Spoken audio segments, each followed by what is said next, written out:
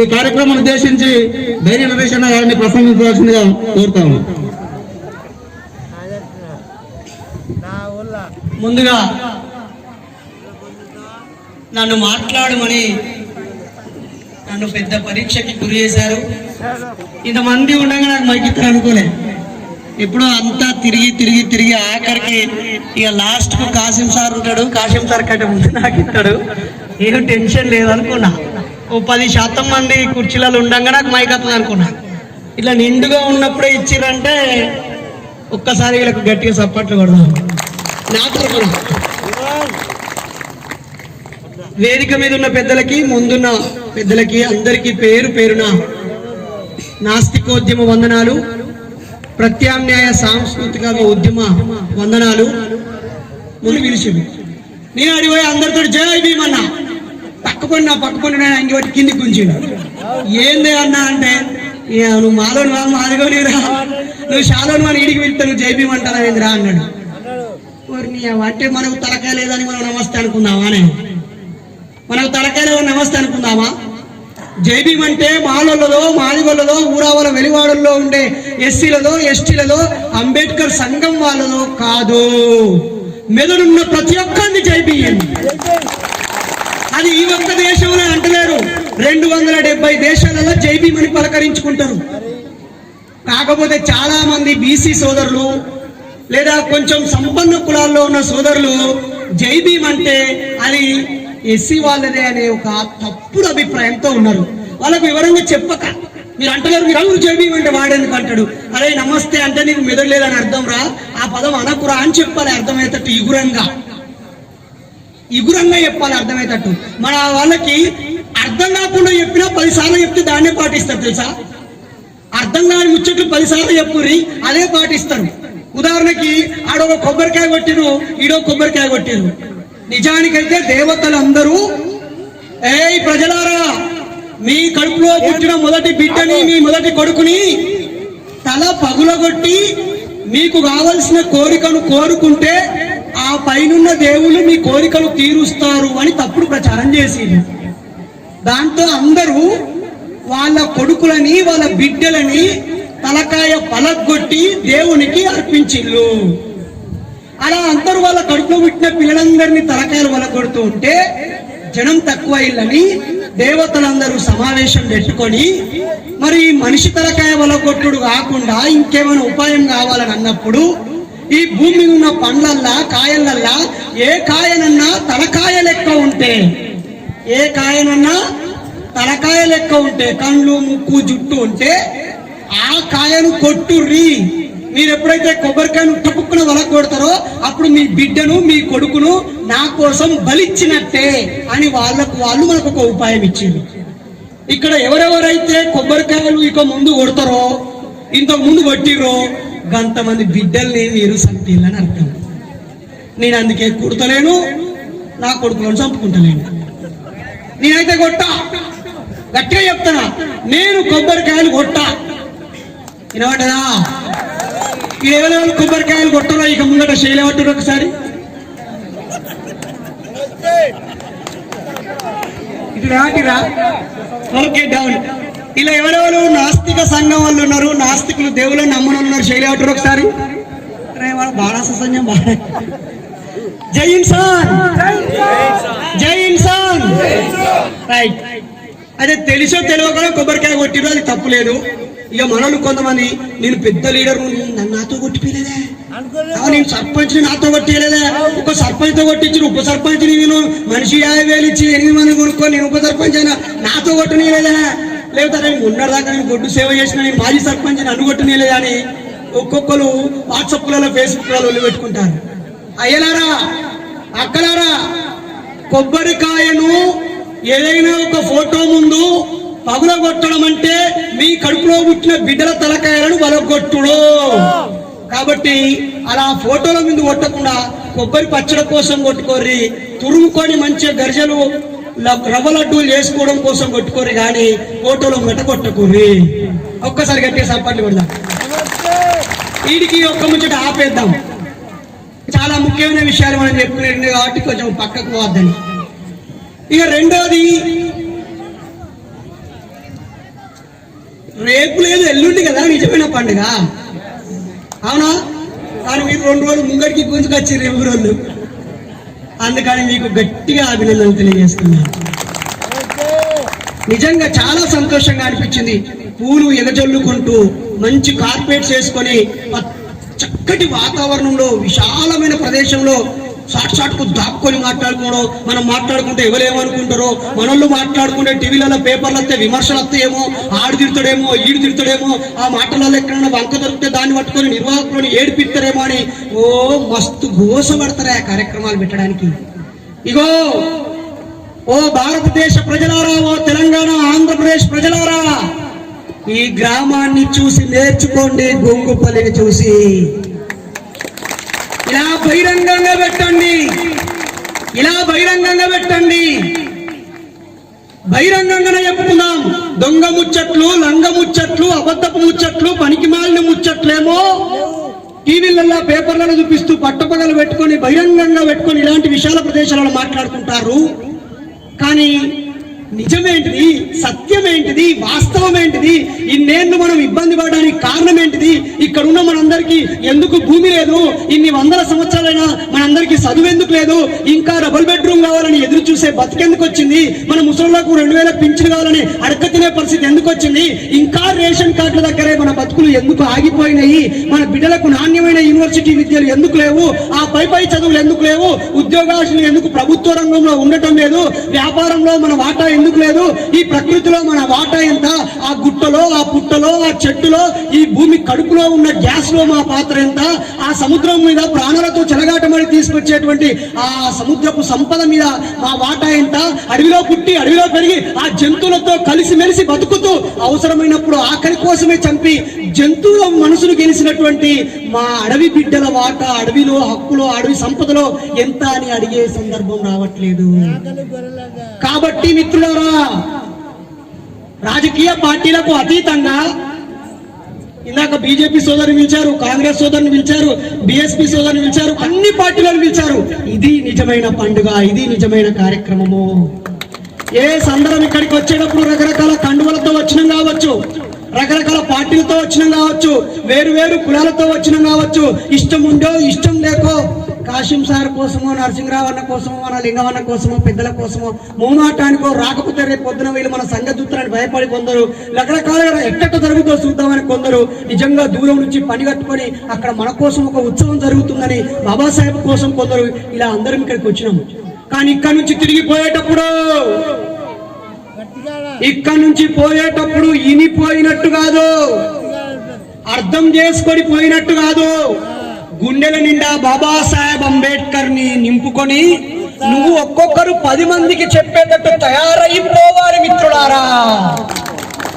ఇప్పుడు ఎన్నోసార్లు వింటాను, సెల్ ఫోన్ లో, మీ సెల్ ఫోన్ లో ఉంటాం, మేము ఉంటాం, కాసిం సార్ ఉంటాడు, అందరం ఉంటాం. మీకు ఏ అంశం మీద ఉపన్యాసం కావాలంటే ఆ అంశం మీద నీకు ఒక్కరికి సపరేట్ నువ్వు బాత్రూంలో కుండీలో కూర్చొని కూడా మా ఉపన్యాసం వినొచ్చు. కానీ ఇక్కడికి ఎందుకు వచ్చినాం? ఇదిగో మా బలం, ఇదిగో మా బలగం, ఇది మా పండగ.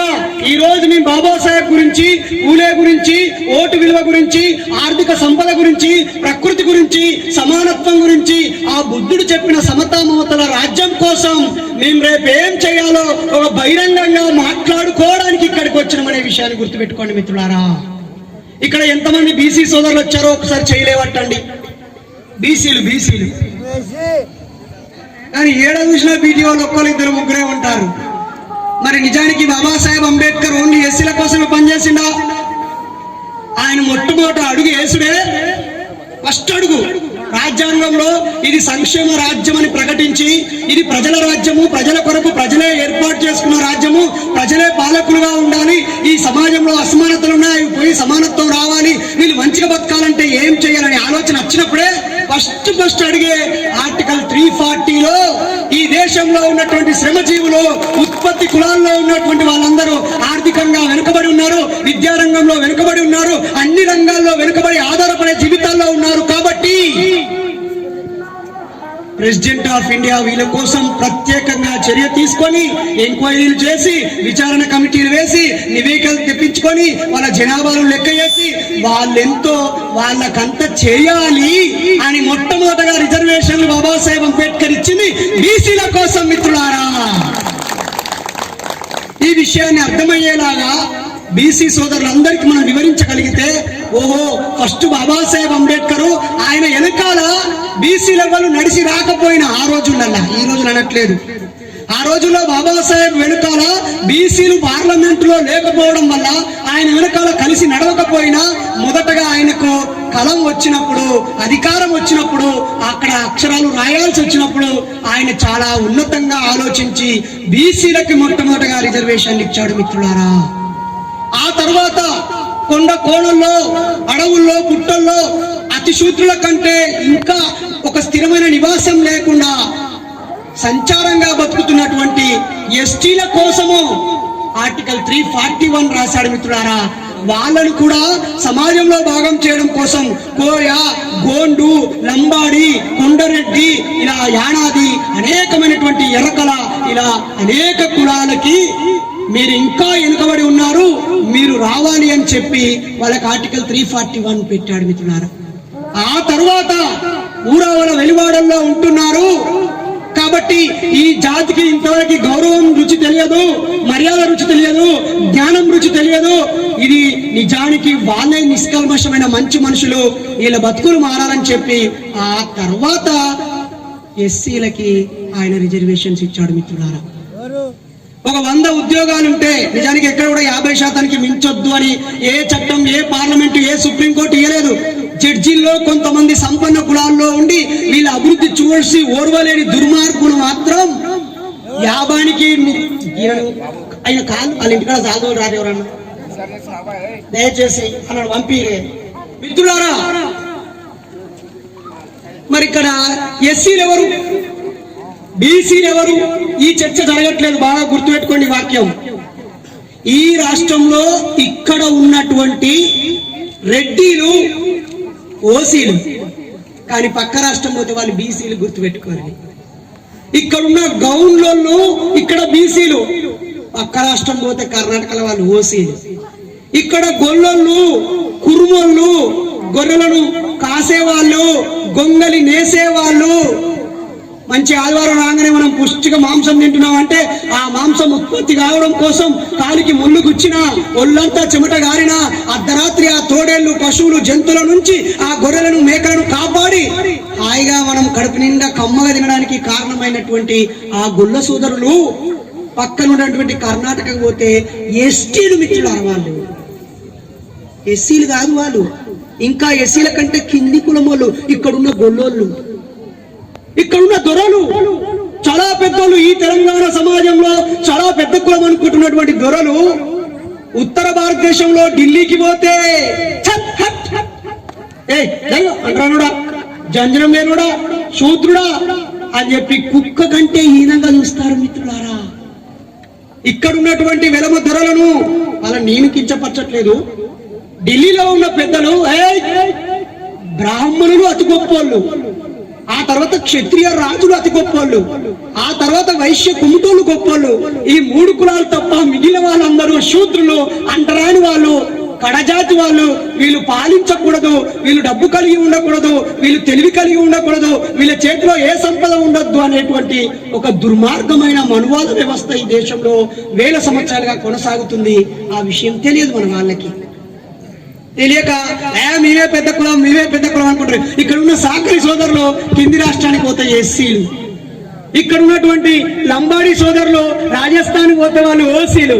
ఇక చెప్పండి డూడ్స్, ఎవరు బీసీలు, ఎవరు ఎస్సీలు, ఏంది మీ కథ? మీ కథ ఏంది అసలు? ఇది స్వాతంత్రం భారతదేశానికి ఇవ్వడానికి ముందే ఈ దేశంలో, ఈ రాష్ట్రాల్లో ఇక్కడ నివసిస్తున్న ప్రజలు ఎవరి ఆర్థిక పరిస్థితి ఎలా ఉంది, సామాజిక పరిస్థితి ఎలా ఉంది, వాళ్ళు ఎదిగిరా, చదివిరా, వాళ్ళ బతుకులు ఎట్లున్నాయని చెప్పి అధ్యయనం చేయడం కోసమే సైమన్ అనే ఒక కమిషన్ ని వేసి బ్రిటిష్ వాళ్ళు ఈ దేశానికి పంపించారు. పంపిస్తే ఇక్కడ ఉన్నటువంటి కోమటి సోదరులు, బాపన సోదరులు అందరు కలిసి సైమన్ అనేటువంటి అత్తాను కూడా రావద్దు, సైమన్ గో బ్యాక్ అన్నాడు. ఇక మన దగ్గర తెలుగు రాష్ట్రాలలో ఒక ఆయన పంతులు టంగుటూరి ప్రకాశం పంతులు అయితే మొత్తం అంగి గుండీలు చింపుకొని రెండిరో నన్ను కాల్చండిరా, నా గుండెను అడ్డు పెడతా అన్నాడు. మొట్టమొదటి ముఖ్యమంత్రి అయిపోయింది ఆయన. నిజంగా ఆయన గుండెకి దిగింది లేదు, వాడు పొడిచింది లేదు, చంపింది లేదు. కానీ ఆయన మొదటి ముఖ్యమంత్రి. ఆయన వాళ్ళు ఎంతమంది, ఎంత శాతం ఉన్నారు? కారణం ఏంటి తెలుసా మిత్రులారా? ఇక్కడ 50 ఎకరాల కంటే ఎక్కువ ఉన్నోళ్ళు, ఎన్నుకున్నోళ్ళైనా ముంగటి ఉన్నోళ్ళైనా 50 ఎకరాల కంటే ఎక్కువ ఉన్నోళ్ళు చేయిపైకి లేవట్టుర్రు భూమి. నాది లేపితే ఇది చెబుతుంది, నాకు లేదు. మా అయ్య 10 గుంటలు ఇచ్చాడు, మా తమ్మునికి 5 గుంటలు వస్తుంది, నాకు 5 గుంటలు వస్తుంది. నాకు 2 కొడుకులు ఉన్నారు కాబట్టి పెద్దోనికి 2.5 గుంటలు, చిన్నోనికి 2.5 గుంటలు. ఆయమనంగా ఇల్లు అన్న ఉన్నది, అది కూడా అడవిలో ఉన్నది. కాలువతో వాడుతుంది, లేకపోతే తుసుపటాక. ఎవరైనా ఉన్నారా 50 ఎకరాలు చేయలేవట్టుర్రి? ఒక్కర్లేదా? ఒక్కర్లేదు. రైట్. ఇక్కడ ఇన్కమ్ ట్యాక్స్ కట్టేటోళ్ళు చేయలేవట్టుర్రి. ఇన్కమ్ ట్యాక్స్ ఏం చేతులు లేదు. ఓ ఉద్యోగం 2 నెలల జీతం అంటే ఇన్కమ్ ట్యాక్స్ అని కొంతమంది ఉన్నారు, టీచర్లు, నౌకరుగాళ్ళు. తర్వాత ఇక్కడ బాపడోళ్ళు ఎంతమంది ఉన్నారు చేయలేవట్టుర్రి? ఉండదు. వాళ్ళు ఇడికి ఎందుకు వస్తారే, మనల్ని వాళ్ళ కళ్ళ దగ్గర రప్పించుకుంటారు. బాపడోళ్ళు లేరు. క్షత్రియ రాజు కులాల ఎవరు? రాజుల కులం వాళ్ళు ఎవరు లేరా? కోమటి కులం వాళ్ళు ఉన్నారా? రైట్. మిత్రులారా, 100 ఎకరాల భూములు ఉన్నోళ్ళకే ఓటక్కు కావాలని చెప్పాడు గాంధీ తాత. నెల ఇన్కమ్ ట్యాక్స్ కట్టేటోళ్ళకే ఓటక్కు కావాలని చెప్పాడు నెహ్రూ తాత. బాపనోళ్ళు, కోమటోళ్ళు, రాజుల కులాలను మాత్రమే ఓట్లు వేయాలని చెప్పినప్పుడు రాజేంద్ర ప్రసాద్ తాత. ఇక ఇంకో తాత అయితే ఈ కులాలకు ఓట్లు ఎందుకని చెప్పి మన దేశ చరిత్రలో గొప్ప సంఘ సంస్కృతిగా పేరు రాసుకున్నటువంటి బాలా గంగాధర్ తిలక్ అనేట ఆయన అయితే, అరే ఈ ఎద్దు వెనుక ఓడిచేటోళ్ళు, ఈ 300 కాపోళ్ళు, వీళ్ళు ఎద్దు వ్యవసాయం చేసి గీడ దున్నుతే పనికొస్తారు కానీ వీళ్ళు పార్లమెంట్ పోయాడైనా దున్నుతారు ఆరబై, ఈ కాపోళ్ళకు ఓటు ఎందుకు అన్నాడు. ఈ తాళ్ళెక్కి పానాన్ని చేతిలో పట్టుకొని గాలిపానం గానెల్లే పోతా ఉంటే ఆ చెట్టు కొసారు కొమ్మకెక్కి చాలా సున్నితంగా కట్ చేసి ఒక్కొక్క సుక్కను చెమట సుక్కతో కుండలు పెట్టి కష్టజీవులకు కడుపు నింపి వాళ్ళ శ్రమను మర్చిపోయేటట్టు చేసినటువంటి గౌన్లను, అరే నువ్వు వెనకాల ఎప్పటికీ ముక్కు ముదాడు కట్టుకొని నువ్వు ఎక్కుతూనే ఉండాలి, దిగుతూనే ఉండాలి, తలకిందులై సత్తనే ఉండాలి తప్ప నువ్వు సర్పంచ్ కాదు, ఎంపీటీసీ కాదు, జెడ్పీటీసీ కాదు, ఎమ్మెల్యే కాదు, మంత్రి కాదు, ముఖ్యమంత్రి కాదు అని చెప్పిండు అప్పుడున్న బాలా గంగాధర్ తిలక్. కానీ బాబాసాహెబ్ అంబేద్కర్ పక్క రాష్ట్రం గౌడ్లను ముఖ్యమంత్రులను చేసిండు. చేసినా చేయలేదా? అలాగే ఆడవాళ్ళందరూ ఇంట్లో ఉండాలి, బోలు తోవాలి, బట్టలు ఉతకాలి, పిల్లలు కానాలి, పాలు ఇవ్వాలి. వాళ్ళు బయట ఉన్నప్పుడు 4 రోజులు ఊరవుతల గుడిచేసి అక్కడనే ఉంచాలి, వాళ్ళని అంటకూడదు, ముట్టకూడదు అని. ఆడవాళ్ళను మనుషుల యొక్క కూడా చూడని వ్యవస్థ ఉన్నప్పుడు బాబాసాహెబ్ అంబేద్కర్ కదా ఆడవాళ్ళు మనుషులని, నిన్ను కన్నోళ్ళని, నీకు జీవితాన్ని ఇచ్చిన నీ భార్యని, నీ కడుపులో పుట్టి నీకు ప్రేమను, అనురాగాన్ని, ఆప్యాయతని, ఆనందాన్ని పంచినటువంటి నీ పేగు తెంచుకొని పుట్టిన బిడ్డ లేకపోతే, నిన్ను అన్న తల్లి లేకపోతే నువ్వు లేవురా అని చెప్పి ఆడవాళ్ళను మనుషులుగా చేసింది బాబాసాహెబ్ అంబేద్కర్. మరి ఈ బాబాసాహెబ్ ఎందుకు చేయాలి? ఈయనకేం పని లేదా? ఇది యేసుగానికి సపోర్ట్ కొట్టినాం. ఒకసారి అంబేద్కర్ కు జై అని గట్టిగా. సరే, ఎందుకన్నా అంబేద్కర్ కు జై. ఇప్పుడు రాళ్ళు ఉన్నాయి అన్ని, ఈ రాళ్ళన్నీ ఏరే వేసిండు ఎవరు? అంబేద్కర్. కాబట్టి ఒకసారి చప్పట్లు కొట్టాను ఆయనకి. ఏం సంగతి అంబేద్కర్ గారు ఉన్నారా? నువ్వు తీసినావు, వీళ్ళందరూ చప్పట్లు కొట్టిరు, నీ విగ్రహం పెట్టిరు ఊళ్ళే, అయ్యా నీకు దండం పెట్టిరు, ఫోటో పెట్టుకున్నారు. నేను నీ గురించి మాట్లాడా, నువ్వు ఈ రాళ్ళు తీసినావు, నువ్వు గ్రేట్ గొప్పోడివి గరే. కానీ నా ప్రశ్న ఏంటంటే, ఇక్కడ ఏ బాడుకావు వాడిగా రాళ్ళు వేసిండు? నువ్వు రాళ్ళు తీసినావు బరాబరే, ఆడలకు హక్కులు ఇచ్చినావు బరాబరే, మా అందరినీ మంచిగా చూసుకున్నావు బరాబరే. మరి అట్లా నువ్వు చూసుకునే పరిస్థితి రావడానికి కారణం ఎవడో ఎవరు చెప్తలేరు. నిజమేనా? అంబేద్కర్ హక్కులు ఇచ్చిండు, అంబేద్కర్ మనల్ని మనుషులను చేసిండు, ఓటు హక్కులు ఇచ్చిండు, లేకపోతే సమానత్వం ఇచ్చిండు, అందరికీ ఒకే ఓటు హక్కు ఇచ్చిండు. వచ్చి చెప్పుకోవచ్చు అంబేద్కర్ చేసిన చెప్తే తెలంగాణ చెప్పిన ఒడిపోయి. ఈ కరోనా లాక్డౌన్ లో 40-50 పుస్తకాలు ఆయన గురించి నా దగ్గరికి వచ్చినాయి. అవన్నీ చదువుతుంటే ఏడుపు వచ్చింది. అబ్బాయి ఇన్ని రోజులు పుస్తకాలల్లా అంబేద్కర్ అంటే రాజ్యాంగం రాసిండు 1 పాయింట్, హరిజన ఉద్ధరణ కోసం కృషి చేసిండు 2 పాయింట్, అంటరానితనం పోగొట్టాలని పనిచేసిండు 3 పాయింట్, రౌండ్ టేబుల్ దానిలో పాల్గొన్నాడు 4 పాయింట్, రాజ్యాంగం రాసిండు. మళ్ళీ ఇటు తిప్పి అటు తిప్పి గవే 4 పాయింట్లే. బాగా చదువుకున్నాడు. అంతకు మించి ఒక్క ముక్క కూడా మనకు తెలియనియలే మిత్రులారా. కానీ లాక్డౌన్ లో పుస్తకాలను చదువుతుంటే వామ్మో మనం ఇన్నేళ్ళు ప్రతిరోజు ఏదో ఒక దేవునికి అరగంట సేపు మొక్కుతాం. నెలకు 2 పండుగలు చేసుకుంటాం. ఏ దేవుడో తెలియదు కానీ 2 పండుగలు చేసుకుంటాం. ఏడాదికి 24 పండుగలు ఉంటాయి. క్యాలెండర్ తీసి చూస్తే మొత్తం ఎర్ర టిక్ పెట్టి ఉంటాయి. పండుగ పండుగ పండుగ పండుగ పండుగ పండుగ పండుగ అని మన బతుకంతా దండగా చేస్తుంటారు. నిజమేనా కాదా? మొత్తం 24 పండుగలు ఉంటాయి. 24 ఇంటూ 2000 వేసుకున్నా 50,000 రూపాయలు ఉండేది. ఒక ఏడాదికి ఎన్ని పైసలు? 50,000 రూపాయలు ఉత్త దేవునికే పడతాయి. ఈ దేవుని పండుగల గురించి పక్కకు పెడితే ఇంకా జాతరలకు పోవడం ఎన్ని ఉండాలి? దించిపోసుడు, ఎత్తిపోసుడు, కొబ్బరికాయ కొట్టుడు, అగరవత్తం ముట్టించుడు, కీడైందని చెప్పి బయటి వంటకు పోవుడు, అక్కడి జాతరకు పోవుడు, ఇక్కడి జాతరకు పోవుడు, ఎంటికలుగా తిరగడానికి పోవుడు, అన్నం ముట్టడానికి పోవుడు, అక్కడ పోయి అక్షరాభ్యాసం చేయించుడు. ఓర్ని అవ్వ, మన బతుకులకి ఒక పెద్ద కుండకు కింద పొక్క పొడిచిండు అయ్యగారు వచ్చి.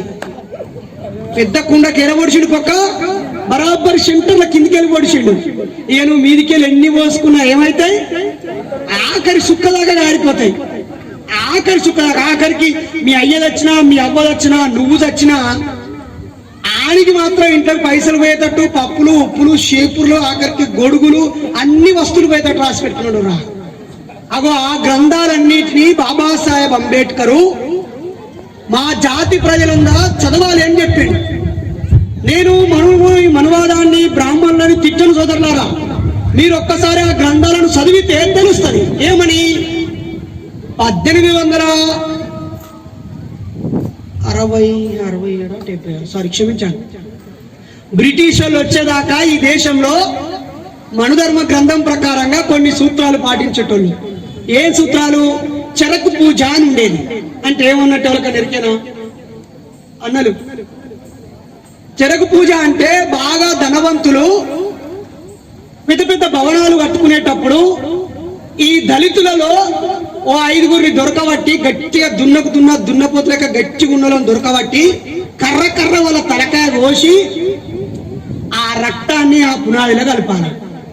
ఆ శవాన్ని అక్కడ పెట్టి దాని మీద బండలు పెట్టి ఇల్లు కట్టుకోవాలి. ఇది చట్టం. ఎవడైతే వానంతట వాడే ముందుకొచ్చి నన్ను చంపు అని అంటాడో వాడు డైరెక్ట్ సర్కానికి వీడు టికెట్ రాసిస్తాడు, ఎమ్మెల్యే రికమెండేషన్ లెటర్ లెక్క అని చెప్పి మనల్లోనూ మన చేతనే చచ్చిపోయేటట్టు చేసిరు మిత్రులారా. అది నేరం కాదు. అంతేకాకుండా ఎవరైనా పై కులపు బ్రాహ్మణ సోదరులు మన శూద్రులని, జంజరం లేని కులాలని వాళ్ళు చంపితే వాళ్ళ గ్రంథంలో వాళ్ళు రాసుకున్న శిక్ష ఏంటి తెలుసా? ఇప్పుడైతే లాయర్ సాబ్ 302 ప్రకారంగా మర్డర్ కేసు పెట్టి 7 ఏళ్ల నుంచి 14 ఏళ్ళు బొక్కలు నూపుతారు. ఇప్పుడు ఎవరిని చంపినా, ఏ కులములను చంపినా. కానీ బాబాసాహెబ్ రాజ్యాంగాన్ని ఇయ్యక ముందు ఎవరైనా ఇక్కడ కూర్చున్నోళ్ళను మనలో ఎవరినైనా చంపితే వాళ్ళకు వాళ్ళు వేసుకున్న శిక్ష ఏంటో తెలుసా? మీకు నిద్ర పట్టదా చెప్తే? వాళ్ళొక శిక్ష. బై మిస్టేక్ లో ఎవరైనా బ్రాహ్మణులు శాలలను, గొల్లలను, తెనుగోళ్లను, మున్నూరు కాపులను, ముత్రాసులను, రెడ్డలను, దొరలను, మాలలను, మాదిగలను, లంబడలను, ఇంకెవరినైనా ఒక బ్రాహ్మణ సోదరుడు చంపితే వాళ్ళు చాంద్రాయాన ప్రాయచిత్తం చేసుకోవాలి. ఏం ప్రాయచిత్తం?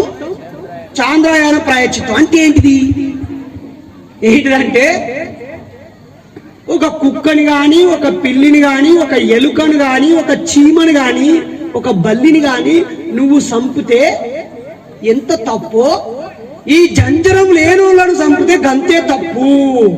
కాబట్టి దీనికి పరిష్కారం ఏంటంటే 1 గంట సేపు నువ్వు ఏమీ తినకుండా ఉండాలి. ఇంత గొప్పగా రాసుకున్నారా ఈ అవ్వ వాళ్ళ గ్రంథాలు. అందుకే గ్రంథాలు చదవాలి అన్నలు, తమ్ములు, పెద్దలు. అలా గ్రంథాలు చదివితే మస్తు గమ్మత్తుకుంటాయి. ఓహో ఇది బాగుందని మనకు సోయొస్తుంది మిత్రులారా, మనకు సిగ్గు వస్తుంది, బుద్ధి వస్తుంది. ఇన్ని రోజులు ఈ గ్రంథాలను గొప్పగా భావించి దండం పెట్టుకుంటూ మనం నిత్యం వాటి అనుకుంటా పోయినా మిత్రులారా. అంటే ఒక మనిషిని చంపితే 1 గంట సేపు తినకుండా ఉంటే స్వర్గం పోయేటప్పుడు ఆ యమధర్మరాజు చెక్ చేసి, నువ్వు బ్రాహ్మణుడు అయిన నువ్వు ఒక శూద్రుని చంపినావు, మరి ఏం చేసినావు? 1 గంట సేపు తినకుండా, అయితే నీ పాపం పరిష్కారం అయిపోయింది, ఇక నువ్వు డైరెక్ట్ గా రంభా, ఊర్వశి, మేనకతో ఇద్దరులో ఎవరినో ఒకరిని సెలెక్ట్ చేసుకుని న్యాయం అయిపో అని చెప్పి రాసుకున్నారా? నిజంగానే ఇది మనం అంగీకరిద్దామా? అంతేకాదు ఇంకొక అడుగు ముందుకేసి చెప్తా, కింద పడతట్టు మీద ఇంకొకటి ఏంటి తెలుసా? ఎవరైనా శూద్రులు పెళ్లి చేసుకుంటే, ఇక్కడ ఎవరెవరు హిందువులు ఉన్నారో నాకు తెలియదు కానీ, అంటే హిందూ కాదు హైందవులు, బ్రాహ్మణ మతాన్ని పాటించే వాళ్ళు ఎవరైనా ఉంటే మీకు దండం పెడతా. నేను చెప్పేది మాత్రం దయచేసి పట్టించుకోకుర్రి. మూలవాసులు ఎవరైనా పట్టించుకోరు, బీసీలు ఎస్సీలు ఎస్టీలు ఎవరైనా ఉంటే పట్టించుకోరు. నేను చెప్పేది బ్రాహ్మణ మతాన్ని త్రికరణ శుద్ధిగా పాటించేటోళ్ళు పట్టించుకోకూరు. ఏంటిదంటే అది, ఎవరైనా పెళ్లి చేసుకుంటే పెళ్ళైన వెంటనే 3 రాత్రులు ఆ గుడిలోనో ఆ పూజారి దగ్గరనో భార్యను పండబెడితే ఆమె శుద్ధి అయి నీ ఇంటికి వస్తుందట. దయచేసి ఇది మీరు పాటించకండి సోదరులారా, ఇది మంచిగా లేదు. నేనైతే పంపియా, ఎందుకంటే నాకు ఆ మతం లేకున్నామే, నా తొక్కలో మతం. మా ఊరు పక్కన గూడూరులో ఒక తల్లి ఇప్పటికి బతికి ఉంది, 80 ఏళ్ళు. ఆమె దగ్గరికి వెళ్ళి, అమ్మా నీకున్న దోషం పోవడానికి అయ్యగారు ఏం చెప్పిండు, నువ్వేం చేసినావు అని అడిగితే, ఏమన్నది బిడ్డ, ఓ రోజు ఆ దగ్గర వండుకోమన్నాడు, వండుకున్నా, నా దోషం పోయింది అని చెప్పిందమ్మ.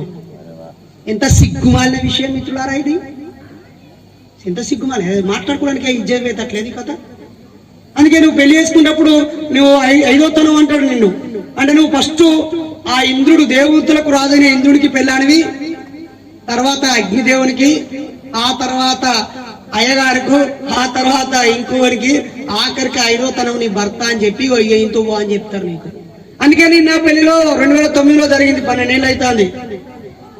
నా పెళ్లిలో అయ్యగారిని విలువలే, అయ్యగారితో ఆ మంత్రం చదివించుకోలే. ఎందుకంటే ఆ మంత్రం యొక్క అర్థము బ్రాహ్మణ సోదరులే, కొంతమంది ఆ సంస్కృత వేద పండితులే, చదివిన వాళ్ళే రాసి పెట్టిరు. తాపి ధర్మాధరావు అనే బ్రాహ్మణైనే దేవాలయాల మీద భూత బొమ్మలు ఎందుకని రాసిండు. ఆరుద్ర అనే బ్రాహ్మణాయనే ఆ వేద మంత్రాల్లో ఉన్న లోపాలు రాశాడు. త్రిపురనేని రామస్వామి చౌదరి గారే, ఆయన ఒక సంపన్న కులంలో పుట్టిన కవిరాజుగా కీర్తించబడిన ఆయనే అందులో ఉన్నటువంటి లోపాలన్నీ చక్కగా రాసి, చల్ ఇదంతా చక్కగా లేదని చెప్పిండు. ఆఖరికి బాబాసాహెబ్ అంబేద్కర్ గారు కూడా ద రిడిల్స్ ఆఫ్ హిందూయిజం అనే ఈ హిందూ మతంలో ఉన్న లోటుపాట్లు ఏంటి, అవి మనల్ని ఎంత అవమానించి క్షీణ దశకు కాళ్ళ కిందేసి చెప్పు కిందేసి తొక్కుతానని, అందుకెళ్ళి మనం ఎట్లా బయటపడాలనో ఆయన పుస్తకం రాసిపోయిండు. రివల్యూషన్, కౌంటర్ రివల్యూషన్ అని. ప్రతిఘాత విప్లవము, ప్రతిఘాత విప్లవము. ఏం చేయాలి? ఏలేదు, మీరు ఏదైనా దేవుడైనా, ఏదైనా పండుగ అయినా, ఇంకేదైనా పండుగ జాతర ఏది జరిగినా ఇన్ని రోజులు ఇట్లా చూసిరు ముంగట్టుకెళ్ళి. ఇప్పుడు ఏం చేయరంటే మెల్లగా వెనక దిక్కు చూడుర్రి, గంట ఇట్లా తిప్పి చూడుర్రి. దీని వల్ల, ఈ పండుగ వల్ల, ఈ దేవుణ్ణి మొక్కడం వల్ల నా తాత మొక్కిండు, వాళ్ళ తాత మొక్కిండు, నా అయ్య మొక్కిండు, నేను మొక్కినా, నా కొడుకును నా బిడ్డను మొక్కిపిస్తాను. మరి మొత్తం వాళ్ళకు పెడుతూనే ఉన్నావు, కొబ్బరికాయలు పెడుతూనే ఉన్నావు, దండం పెడుతూనే ఉన్నావు, ఆరతిపల్లిలో పైసలు ఎత్తూనే ఉన్నావు, ఉండిలో పైసలు ఎత్తూనే ఉన్నావు, ఇంట్లో దీపం పెడుతున్నావు, అన్ని ఖర్చులు పెడతాను. నీ వల్ల దేవునికి లాభం జరుగుతుందా, దేవుని వల్ల నీకు లాభం జరుగుతుందా? ఈ పండుగలు, పబ్బాలు, దేవుళ్ళు, పూజలు, వ్రతాలు, వీటి వల్ల నీకు ఆనందం కడుపు నిండుతుందా? ఆ పేరు చెప్పుకొని రాజుల గల్లా పెట్టె నిండింది, ఆ పేరు చెప్పుకొని అయ్యగారుల బొజ్జ నిండింది, ఆ పేరు చెప్పుకొని కౌంటోళ్ళ షావుకారికి గిరాకీ పెరిగింది. అంతే తప్ప బహుజనులకి దేవుళ్ళ వల్ల వెంట్రుకంత ఉపయోగం లేదు. బహుజనులకి దేవుళ్ళ వల్ల వెంట్రుకంత ఉపయోగం లేదు. ఈ రోజు నువ్వు అంగేసుకున్నావన్నా, చెప్పులు వేసుకున్నావన్నా, నీ జోబులో పెన్ను పెట్టుకున్నావన్నా, నువ్వు సెల్ ఫోన్ కొనుక్కున్నావన్నా, గౌరవంగా ఇల్లు కట్టుకున్నావన్నా, ఒక ఉద్యోగం చేస్తున్నా, ఏ ఉద్యోగం లేకున్నా నువ్వు ఒక మనిషిలాగా బతుకుతున్నావన్నా, దానంతటికీ కారణము అగో ఆ బ్యానర్ మీద అక్కడి నుంచి ఇక్కడ దాకా కొన్ని ఫోటోలు పెట్టిర్రే, ఆ సంఘ సంస్కర్తలు కారణము తప్ప ఏ ఒక్క మానవ హక్కును కానీ, సమానత్వాన్ని కానీ ఏ ఒక్క దేవుడు ఇవ్వలేదు పెద్దలారా. దేవతల అవతారాలన్నీ, ప్రతి అవతారము ఈ మీది 3 కులాలకు పోయిన అవకాశాలు తిరిగి ఇవ్వడం కోసం పుట్టినయే. మీరు ఏ అవతారం ఉన్నా, రాముని అవతారం ఎదుడు, కృష్ణుని అవతారం ఎదుడు, మత్స్య అవతారం చేప అవతారం ఎదుడు, కూర్మము పంది అవతారం ఎదుడు, అశ్వ అవతారం ఎదుడు, ఏ అవతారమైనా చూడండి మిత్రులారా, చేజారిపోయిన వాళ్ళ అవకాశాలని బ్రాహ్మణ క్షత్రియ వైశ్యులకు తిరిగి అప్పయప్పడం కోసమే ఈ దేవతలందరూ పుట్టించి అవతరాలను పెట్టించి మన మహనీయులను కించపరుస్తూ మన బొంగల మీద మన సావుల మీద వాళ్ళు నృత్యం చేస్తూ ఆనందం పొందారు మిత్రులారా. ఈ విషయాన్ని జ్యోతిరావు పూలే గారు రాసిన గులాంగిరి పుస్తకం మనం చదివినా, లేదా బాబాసాహెబ్ అంబేద్కర్ గారు రాసినటువంటి రాముడు కృష్ణుడి రహస్యాలు అనే పుస్తకం చదివినా, లేదా స్వామి ధర్మతీర్థ రాసిన హిందూ సామ్రాజ్యవాద చరిత్ర అనే పుస్తకం రాసిన, రాహుల్ సాంస్కృతి ఆయన రాసినటువంటి ఓల్గాసే గంగానో ప్రాక్పశ్చిమ దర్శనాలను, బిపిన్ చంద్ర రాసినటువంటి ఈ దేశ చరిత్రను, ఈ మధ్య బ్రజ్ ఒక ఆయన రాశాడు మడివిప్పిన చరిత్ర అని, విజయభారతి గారు రాశారు మొత్తం ఈ పురాణాలు అవతార పురుషుల యొక్క మరో కోణం ఏంటిది అని. అంతేకాదు మిత్రులారా, ప్రొఫెసరు, సైంటిస్టు, డాక్టరు అయినటువంటి మైకేల్ బామ్సెప్ అనే ఆయన ఈ దేశానికి సంబంధించిన కొన్ని వేల మంది రక్త నమూనాలు తీసుకొని DNA పరీక్షలు రాసి, ఇగో ఈ శాలళ్ళు ఈ మాలొళ్ళు, ఇగో ఈ శాలళ్ళు ఈ మాలివళ్ళు, ఇగో ఈ గొల్లొళ్ళు ఈ గౌన్లొళ్ళు, వీళ్ళందరూ ఒకే DNA కలిగి ఉన్న రక్త సంబంధికులు అని చెప్పాడు. ఎట్టి పరిస్థితుల్లో ఈ బ్రాహ్మణుల యొక్క రక్తము వీళ్ళ రక్తం కలతలేదు, వీళ్ళు ఈ దేశ పోలు గారు, ఈ వాతావరణ పోలు కారు కారు కారు అని చెప్పేశారు. నిన్న నేను ఈ మాట మాట్లాడాక మొన్న మా ఇంటికి బాగా చదువుకున్నాడు ఎస్సీ సోదరుడే, పెద్ద ఉద్యోగంలో ఉన్నాడు, వచ్చి నరేష్ నువ్వు మైకు పట్టుకుంటే ఆడ ఒక్కడు కూడా కొంట్లు లేరు, లేకపోతే ఒక్కడు కూడా బాపునోళ్ళు లేరు, నువ్వు వాళ్ళ గురించి చెప్తావు, ఏమవుతుంది వీళ్ళ గురించి చెప్పరాదు అన్నాడు. మన ఊళ్ళో ఒక్కరు కూడా లేరు అయ్యగారు, వాళ్ళు దోపిడీ వచ్చారు, మోసం చేసారు, కుట్ర ఉత్తముచ్చ చెప్తాను ఎందుకు రా అన్నాడు. నీ పేరేం పేర్రా? డాష్. ఏం చెప్తున్నావురా? డాష్. జీతం ఎంతరా? 2 లక్షలు. ఓకే, ఇప్పుడు నేను అయ్యగారుల గురించి చెప్పొద్దురా. ఎందుకురా? మన ఊళ్ళో అయ్యగారులు ఎవరు లేరు, మనల్ని ఎవరు దోపిడీ ఎత్తలేరు కదా. నీ బొంద, నీ ముఖం పిచ్చి బాడకావు. నీ ఊళ్ళో అయ్యగారులు లేరు కావచ్చు, నీ ఊళ్ళో కోంటోలు ఎక్కువ మంది లేరు కావచ్చు, వాళ్ళు నీకు దోపిడీ ఎత్తలేరు కావచ్చు, నిన్ను మోసం చేస్తలేరు కావచ్చు, వాళ్ళు నీతి పరులు కావచ్చు, నిజాయితీ పరులు కావచ్చు. బ్రాహ్మణ క్షత్రియ వైశ్యులు అన్ని కులాలలో బాబాసాహెబ్కు సాయం చేసిరు. ఇక్కడ సాయం చేసే మంచి మనుషుల గురించి మాట్లాడతలేము. ఆ ఇజాన్ని, ఆ తత్వాన్ని, మనలో ఈ బానిసత్వాన్ని, కర్మ సిద్ధాంతాన్ని, ప్రతి దానికి, కష్టానికి, సుఖానికి, బాధలకి, అవినిశ్చితకి, అవమానాలకి, ఇబ్బందులన్నిటికీ నా పోయిన జన్మ కారణము, నేను పోయిన జన్మలో చేసిన పాపమే అనుభవిస్తానా, నా బతికింతే అనే ఒక చాదస్తానికి, చేతగాని తనానికి మన మెదళ్ళని బానిసత్వంతో నింపేసినటువంటి ఆ ఇజం గురించి చెప్తున్నాం తప్ప ఇప్పుడు నాయగారుల గురించి కాదు. లోటపిసాలకు పిల్లనే ఎవడిత్తులడి పెళ్లి చేసుకున్నామంటే నిజమా కాదా? యజమానాయ గారు పెద్ద వయసు పెరిగినా కూడా పెళ్లిలు కాకుంటున్నారు, వాళ్ళకు తొందరగా పెళ్లిలు కావాలని కోరుకుంటున్నాం. అయ్యలారా, పెద్ద కులమైన మీరు మీ కుల గజ్జి వలనే మీకు పిల్లలు దొరుకుతలేరు. ఒక్కసారి మా కాలనీకి వచ్చి చేసాపురి ఎందుకు ఇయ్యరు మా బిడ్డలని మీకు? మా బాబాసాహెబ్ చూసే ఒక అయ్యగారు వాళ్ళ బిడ్డనే ఇచ్చి పెళ్లి చేసిండు. సబితా కబీర్ అనే ఆమెని మా బాబాసాహెబ్కు ఆ రోజుల్లోనే నువ్వు అనుకున్నట్టు కింది కులం అనుకున్న కింది కులానికే పై కులం అనుకునే అయ్యగారు వాళ్ళ బిడ్డనే ఇచ్చి ఈయన కాలు మొక్కి కాలు కడిగి నెత్తి చల్లుకొని ఆయనతో కంచం పొత్తు మంచం పొత్తు పెట్టుకున్నారు బాపనలు. నువ్వేందుకు పెద్ద పీసు? నువ్వు పెద్ద అంతకన్నా పీసు మార్కాడు కాడువా? నీ అయ్య పుట్టక ముందు, నీ తాత పుట్టక ముందు మావాడు మీ పిల్లనే చేసుకున్నాడు ఆ పెళ్లి. నిజమా కాదా? మీరందరూ మా బామ్మరులు, మా మామలని చెప్పిండు ఆయన. చెప్పినా చెప్పలేదు. మీ బావకి మీ బావ విగ్రహం పెడతాను, మీరు ఎవరు రారేవరో బాడకావులు. అలా ఏమైనా అవసరమైనప్పుడు వంగైనప్పుడు అక్కడ సైలెంట్ చూస్తుంటారు. ఇంకా బీసీ సోదరులను కోరుతున్నాను మిత్రులారా, బీసీ సోదరులారా, మీ బతుకులు మన బతుకులు మారడానికి కారణం బాబాసాహెబ్ అంబేద్కర్. కొంతమంది బీసీ సోదరులు ఉద్యోగం చివరి దశకు వచ్చి ఉద్యోగం మిస్ అయిన బీసీ సోదరులు ఎస్సీల వల్లే మాకు ఉద్యోగం రాలేదంటున్నారు. అది అవగాహన లోపము. వాళ్ళకు అర్థమయ్యేటట్టు చెప్పాలి. వాళ్ళ మూర్ఖత్వం ఉండదు, దయచేసి దూరం అవుతారు. అవగాహన లోపము. అయ్యా బీసీ సోదరులారా, నీకు ఉద్యోగం రాకపోవడానికి, నీకంటే తక్కువ మార్కులు వచ్చిన ఎస్సీ వ్యక్తికి ఉద్యోగం వచ్చిందని నువ్వు అనుకుంటున్నావు కదా. మరి నువ్వు డిగ్రీ చదవడానికి స్కాలర్షిప్ ఇచ్చింది దేనివల్ల? నువ్వు యూనివర్సిటీలో సీటు కొట్టింది బీసీ రిజర్వేషన్ల కాదా? అసలు నువ్వు బడికే పోవాలి ఎలా పో బీసీ సోదరులారా? నువ్వు వంగలైన గడ్డం గీక్కుంటూనే ఉండాలి, చాకలైన బట్టలు ఉతుక్కొని ఇంట్లో వంట వండుకోవద్దు, అడుక్క తినే బతకాలే. చాకలి సోదరులు అకార్డింగ్ టు హిందూ లాస్ నువ్వు అడక్క తినే బతకాలే. ఏ ఒక్క వ్యక్తి కూడా బ్రాహ్మణ క్షత్రియ వైశ్యులు తప్ప ఏ ఒక్క వ్యక్తి కూడా ఆస్తి కలిగి ఉండకూడదు, చదువుకొని ఉండకూడదు, ఏం చేయకూడదు. మన ధర్మశాస్త్రం ప్రకారంగా అయితే నీ భార్యనైనా, నీ బిడ్డనైనా, నీ చెల్లెనైనా, నీ ఇంట్లో ఖరీదైన వస్తువు ఏదైనా ఉంటే వితౌట్ యువర్ పర్మిషన్ బ్రాహ్మణులు తీసుకుపోవచ్చని రాసి పెట్టుకున్నారు తెలుసా. ఆ దిక్కుమాలిన గ్రంథాన్ని డిసెంబర్ 25వ తేదీన బాబాసాహెబ్ అంబేద్కర్ కాలబెట్టిండు. మిత్రులారా, నశించాలి మనువాదము. నశించాలా వద్దా? ఎస్, మనువాదం అంటే ఏంటో చెప్పడానికి ముందు మా బీసీ వాడు 2 లక్షల నాతో చెప్పిన ముచ్చట కూడా చెప్పాలి కదా. ఇప్పుడున్నటువంటి బ్రాహ్మణులు చెడ్డోళ్ళు కాదు అని కాదు మిత్రులారా. ఒక్కసారి కేంద్ర మంత్రి పదవులలో ఏ కులపోలు ఉన్నారో చూడు రావులే. ప్రధానమంత్రి పక్క పొంటి కూర్చున్న 70 మంది ఐఏఎస్లు ఉంటారు అక్కడ, అన్ని డిపార్ట్మెంట్లకు పెద్ద పెద్ద తలకాయలు. ఆ 70 మందిలో ఎంతమంది బాపనలు ఉన్నారో చూడరా.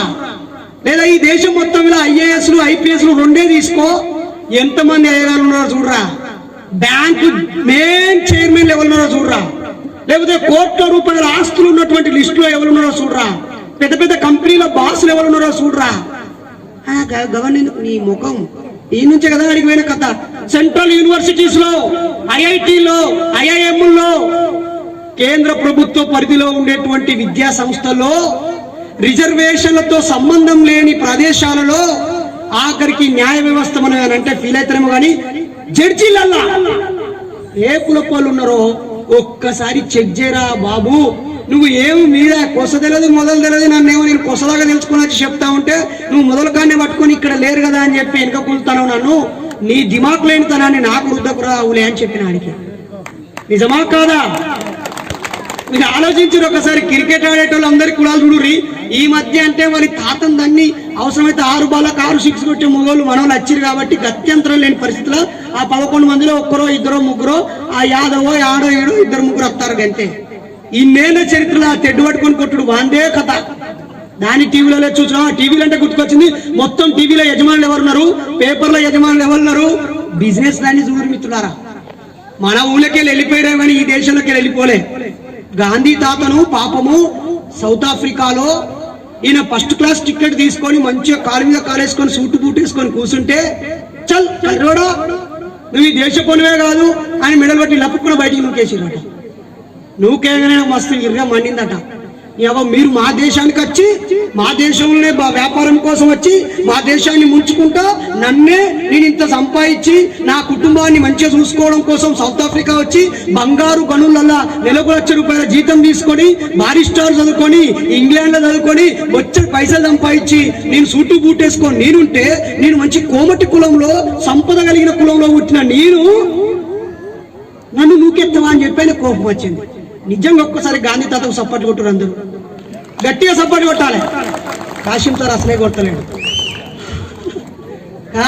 ఇప్పుడు ఇట్లా అనగానే కాశీం సార్ కొడతలేడని పొద్దుగాలు రాసినా రాస్తారు సార్ ఒకసారి కొట్టండి సార్ కొట్టగానన్నా కొట్టిండు మళ్ళీ ఒకసారి తప్పని కొట్టండి. గాంధీ తాతను చూసి మనం సిగ్గు తెచ్చుకోవాలి. పరాయి దేశపు వ్యవస్థలో ఆయనను మెడలు బట్టి నూకెత్తేనే ఇజ్జత్గా ఫీల్ అయి ఈ దేశంలో ఉన్నటువంటి ఆ దేశపులందరూ వెళ్ళిపోవడానికి గోషి పెట్టుకొని అంగిప్పేసుకొని దేశం అంతా తిరిగిండే. మరి నువ్వు పుట్టిన ఈ దేశంలో, నువ్వు పెరిగిన ఈ దేశంలో, నీ తాత ముత్తాతల కాంచెలి ఇక్కడే పుట్టి ఇక్కడే పెరిగిన నిన్ను అంటరాని వాడిని చేసి నీ తల్లులను చెల్లులను ఎత్తుకుపోయి మానాలు తీస్తూ బట్టలు లేకుండా బతుకమ్మలు ఆడిస్తూ నీ మూతికి ముంతను పెట్టి వెనక చీపురు పెట్టి వాడు అత్తాంటి చెప్పులు ఇప్పుకొని సంకలో చేపులు పెట్టుకొని తల కింద దించుకొని ఊరవుతా బతుకొని నిన్ను ఇంత నీచంగా మెడలు బట్టి కాకుండా కాలుతో తన్నినా కూడా మనకెందుకు సిగ్గు రాలేదు, మనం ఎందుకు పోరాటం చేయలేదు?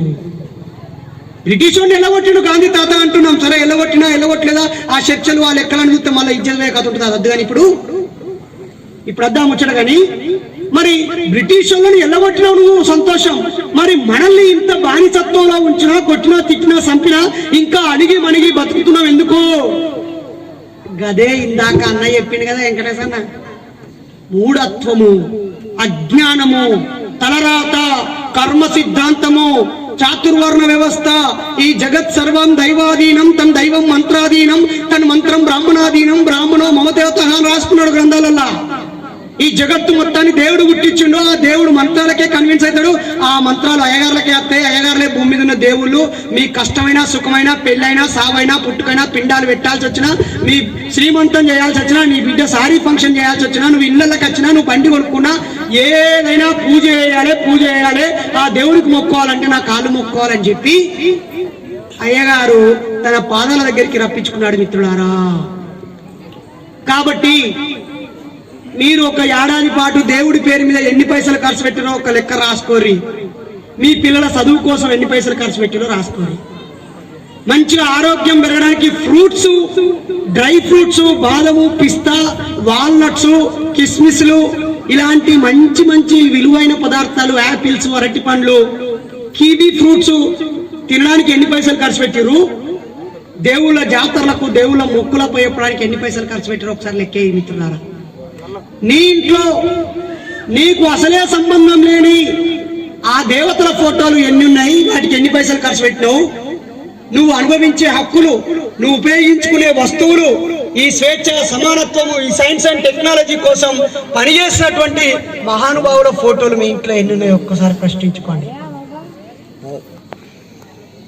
ఎంతమంది ఇళ్లలో చార్లెస్ బ్రాడ్లా ఫోటో ఉంది? ఎంతమంది ఇళ్లలో రాబర్ట్ గ్రీన్ ఇంగర్సోల్ విగ్రహం ఉంది, ఫోటో ఉంది? లేకపోతే Emma Goldman, Frances Wright, Clara జెట్కిన్ల ఫోటోలు ఎంతమంది దగ్గర ఉన్నాయి? పేర్లే ఎక్కువ మంది తెలియదు, కొద్ది మంది పెద్ద వాళ్ళకే తెలిసి ఈ పేర్లు. నిజమేనా? లేకపోతే కరెంటు బుక్క రోజు పెట్టుకుంటున్నావు, ఒక్కసారైనా కరెంట్ వచ్చినాక ఓ థామస్ అల్వా ఎడిసన్ నీ వల్లనే ఈ బుగ్గ వచ్చింది, ఈ బుగ్గ రావడం వల్లనే రాత్రి నేను పని చేసుకుంటానా, థ్యాంక్స్ అనే వాళ్ళని చెప్తానమా? కరెంటు రాగానే మా అక్క చక్కగా జాకెట్ లోపల ఉన్న పుత్తెలు తీసుకొని ఇలా వచ్చింది అని నీళ్ళు వచ్చింది రాళ్ళకి వెళ్ళొస్తుందా ఈ కరెంటు? ఆమె కొప్పులకి వెళ్ళొస్తుందా, ఆమె సంఖ్యలకి వెళ్ళొస్తుందా? అక్క ఏ కరెంటు పొంగని ఈ కరెంటు ఇంట్లో పీనికి వెళ్ళా, ఇక్కడ కరెంట్ అన్న కూడా ఉన్నాడుగా, ఉన్నాడు ఏడన్నా అన్న ఇది కరెంటు ఇంట్లో పీనికి వెళ్ళా, వాడిని నాము నరక, వాడిని తలపండు వాళ్ళగా ఇంత మంచి సీరియల్ పాపం వంటలక్క ఇట్లా అచ్చుడుతోటే కరెంటు పోయింది. పాపం ఆమె ఇలా వాళ్ళ మొగుడికి అండి పెడుతుందా లేకపోతే సత్తదా, వీళ్ళు కలుపుతారా, ఇదే గుట్ట మిట తిట్టుకుంటా ఉంటది కరెంటు వాళ్ళని. అక్కలో కరెంటు పోయినప్పటి నుంచి మళ్ళా కరెంట్ వచ్చేదాకా ఆ చీకట్లల్లా ప్రాణం చావు కళ్ళ ముందే ఉన్నా మనందరి బతుకుల్లో వెలుగులు రావడం కోసం చీకట్లో ప్రాణాలకు తెగించి కష్టపడి పనిచేస్తే మళ్ళా వెలుగొస్తుంది మన దగ్గరికి. వెలుగు రావడానికి వాళ్ళు చీకట్లో ప్రాణంతో చెలగాటమాడి ఆ కరెంటు రావడానికి వాళ్ళు కష్టపడతా ఉంటే వాళ్ళు చేసే పని సక్రంగా జరగాలి, వాళ్ళకు హాని జరగద్దు, తొందరగా వాళ్ళ పని పూర్తయి నాకు వెలుగు రావాలి, వాళ్ళు చల్లగా ఉండాలని మొక్కుకోవాలి. కానీ వాళ్ళ ఇంట్లో పీనుగల ఈ టైంలో కరెంట్ వీకిండు, నువ్వు దిక్కుమాల చెట్టు పోలుకు అడ్డం పెట్టినావు కాబట్టి కరెంటు పోయింది. నువ్వు ఓవర్ హీట్ కరెంటు పెట్టి ఆ ఫీజు గట్టిది పెట్టి ఆ కరెంటు ట్రాన్స్ఫార్మర్ పాడవడానికి నీ ఓవర్లోడే కారణం. ఉన్నా లేకున్నా స్విచ్ లేచి కరెంట్ అంతా ఖరాబ్ చేసేది మనమే. కానీ మనం అన్ని కరెంట్ అంటే గుర్తుకొచ్చింది. ఈ నియోజకవర్గంలో ఎన్ని సబ్ స్టేషన్లు ఉన్నాయో అన్ని సబ్ స్టేషన్లో ఎంతమంది ఉద్యోగులు ఉన్నారో ఒక లిస్టు ఇస్తే అందులో ఒక్క బాపునైనా ఉండడు, ఒక్క కోమటైన ఉండడు, ఒక్క అగ్రకుల పైన ఉన్నాడు.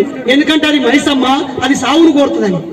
రైలు పట్టాల పక్క పంటి కంపు వాసన వస్తుంది కదా, వాటిని సుత్తుబట్టి కొట్టేటోళ్ళు, కడిగేటోళ్ళు, ఊడ్చేటోళ్ళు, తూడ్చేటోళ్ళు. ఆఖరికి మొన్న ఒక సర్వే తేలింది సిరిసిల్ల ఆర్ఎంపీ డాక్టర్లు ఎవ్వరు ఉండరట ఈ పెద్ద కులపోళ్ళు. ఎందుకంటే వాడి కాలికి దెబ్బ తాకితే కాళ్ళు ఇట్లా తుడిసి దానికి టేపేసి మందు పెట్టాలి కదా, చెయ్యి పట్టుకొని అంటరాని కులమని చెయ్యి పట్టుకొని సూదేయాలి కదా, ఆ రక్తం తీసి సెలెన్ బాటిల్ ఎక్కియాలి కదా. కాబట్టి ఇలాంటి కొన్ని సున్నితమైన పనులని వాళ్ళు అసలే ముట్టుకోరట. కానీ పై స్థాయి ఆఫీసర్లు, పెద్ద పెద్ద హాస్పిటల్ మేనేజ్మెంట్ మాత్రం వాళ్ళే ఉంటాయి మిత్రులారా. అందుకే ఈ కా నుంచి మనం బాగా ఆరోగ్యం మీద దృష్టి పెట్టాలి. 100 ఏళ్ళు బతకాలి, గుర్తుపెట్టుకోరు. ఎన్నేళ్ళు బతకాలి మనం? ఎన్నేళ్ళు? 100 బతకాలంటే ఉట్టికనే బతవా? 90 గుద్దుతే నువ్వు 90 బతవా అనే బతవా? 40కి తుసుకోడక 40 కాదు. ఇప్పుడు చాలా మంది ఈ 90 గుద్దేటోళ్ళని చూసి ఆడోళ్ళు ఏమనుకుంటారు, ఎరికినా ఈయన జల్ది ఎత్తే మంచుకుంటూ 2000 పింఛన్ వస్తాయని చెప్తారు. కేసీఆర్ సారు జర చచ్చిపోయిన వాళ్ళకు కౌన్సిలింగ్ ఇచ్చి సైకాలజిస్ట్ అని పెట్టి పెద్దవాళ్ళని పెట్టి ఏదైనా ఒకటి జడ్జినో, లాయర్నో, పోలీసునో, కలెక్టర్నో, ఎస్పీనో పెట్టి అమ్మా నీ వయసుకి ఇంతుంది, 2000 పింఛన్ నీవు వచ్చేదాకా ఇచ్చుడు కాదు, నువ్వు మరో పెళ్లి చేసుకో అనేటువంటిది రావాలి. సంఘ సంస్కరణ కోసం ఆ రోజు ఎవరో రాజా రామమోహన రాయి, కందుకూరి వీరేశలింగం పంతులు, గురజాడ కప్పారావు వీళ్ళందరూ పెద్ద కులపోలు కాబట్టి వాళ్ళ పేర్లు రాసి పుస్తకంలో వీళ్ళు సంఘ సంస్కర్తలని మనం ఒక గంట వచ్చింది. నిజంగా సంఘ సంస్కరణ కోసం పనిచేసిన బుద్ధుని గురించి ఎవరు చెప్పలే. నిజమైన సంఘ సంస్కరణ చేసి ఈ మాత్రం ఇలా ఉండడానికి కారణమైన సావిత్రిబాయి పూలే, జ్యోతిరావు పూలే గురించి ఎవరు చెప్పలే. దేవుళ్ళ మెడలో చెప్పుల దండలేసి ఉచ్చ పోయించి చల్ అని ఈపు ఒలగొట్టి అనేక సార్లు జైళ్ళకు పోయి ఆఖరికి రాజ్యాంగాన్ని మొట్టమొదటిసారి మార్పిచ్చి మనందరికి అవకాశాలు ఇప్పించినటువంటి పెరియర్ రామస్వామి గురించి చెప్పలే.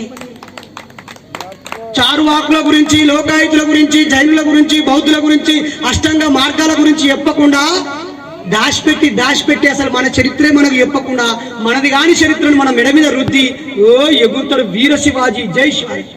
అరే ఆయన జై శివాజీ అను. శివాజీ శూద్రుడే కదా. శివాజీ ఎవరు? శూద్రుడే కదా. ఆయన రాజైన తర్వాత ఆయనకు కిరీటం పెట్టడానికి ఆయన మెత్త కండు వేసి ఈ రోజు నుంచి ఈయన చక్రవర్తి అని ప్రకటించడానికి ఒక బిత్తిరి పూజ చేయాలన్నట. ఆ పూజ అయిన వేయకుండా ఆయన అన్ని గెలుచుకొచ్చిండు. అంత కుంటలను, గుడ్డులను, వడకు తినేటలను కూడా ఏకం చేశారే. నువ్వు పిడికిలు బిగించరా, మనం తక్కువ సైన్యం ఉన్నాం కాబట్టి ఎదురుగా పోయి గెలవలేము, గెరిల్లా యుద్ధం చేసి వాడిని చంపాలా, గెలవాలని చెప్పి అక్కలు ముక్కలని అందరినీ ఏకం చేసి వాళ్ళని బలపరిచి సైన్యంగా రూపొందించి సావైనా మంచిదే వెనకకు తిరగద్దనే ధైర్యాన్ని నూరిపోసి రాజ్యాన్ని సాధిస్తే ఈయనకు అసంతృప్తి పెట్టారు.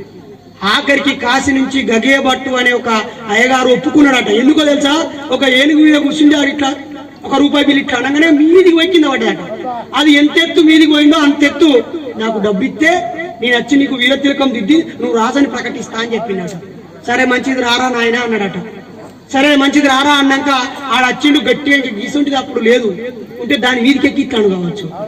వాటర్ ట్యాంక్ అసలు ఉన్నా దాని వీధికి ఎక్కి కనెక్టోడు పాపం. అప్పుడు ఉన్న దాంట్లో పెద్దది ఏనిగే కాబట్టి అట్టి చేసిండు. మొత్తం ఆ పైసలు తీసుకున్నాడు. పాపాయ చూడు ఏలుతోటి బొట్టు పెట్టలే,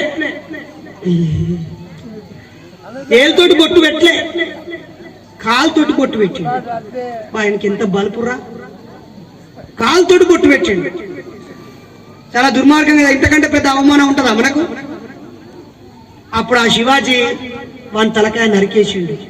అందుకే బాపునుల్లో తలకాయ నరికిన శివాజీకి, మూలవాసుల రాజైన శివాజీకి, బ్రాహ్మణిజం మీద పోరాటం చేసిన శివాజీకి ఆయన గొప్ప వారసత్వాన్ని సాహు మహారాజుకి ఇచ్చిండు.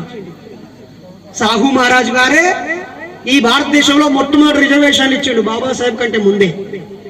ఒక్కొక్క కులానికి సపరేట్ హాస్టల్ కట్టించి, బళ్ళు కట్టించి కొన్నేళ్ళు అయిన తర్వాత అన్ని కలిపి ఒక కామన్ స్కూల్ సిస్టాన్ని పెట్టి రిజర్వేషన్లకు పితామహుడుగా సాహు మహారాజు నిలిచాడు. మిత్రులారా, పెద్దలారా, కాబట్టి ఒక్కసారి సాహు మహారాజుకి ఒక నిమిషం అంబేద్కర్ గారి గురించి చెప్పుకుందాం. పెద్దలారా, బాబాసాహెబ్ అంబేద్కర్ ని ప్రేమించే వాళ్ళు, గౌరవించే వాళ్ళు రెండు పనులు తప్పకుండా చేయండి. ఒకటి, ఆయన రాసిన అక్షరాలను కొనుక్కొని చదవండి.